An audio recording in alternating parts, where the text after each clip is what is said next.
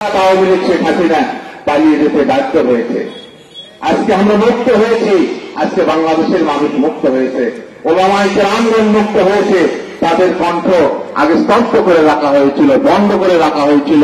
তারা কোরআনের কথা সঠিকভাবে বললে তাদেরকে গ্রেফতার করা হতো।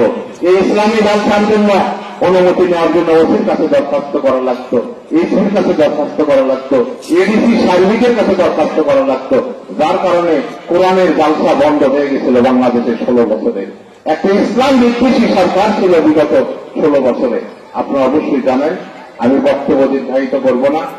আমরা সকলেই দোয়া চাই, আল্লাহ পাক আমাদের সকলকে যাতে কবুল করেন এবং কঠিন কিয়ামতের দিনে, যেই দিন আমাদের প্রাণের স্ত্রী তার স্বামীকে চিনবে না, যেই দিন পিতা তার পুত্রকে পরিচয় দেবে না, সেই কঠিন দিবসে যাতে আজকের এই তালিমুল কোরআন ইসলামী জালসার উদ্দেশ্য করে, কোরআনের জালসার উদ্দেশ্য করে সেই কঠিন দিবসে যাতে নাজাতের ওসিলা হয়ে, জরিয়া হয়ে আমাদেরকে আল্লাহ পাক কবুল করে নেন।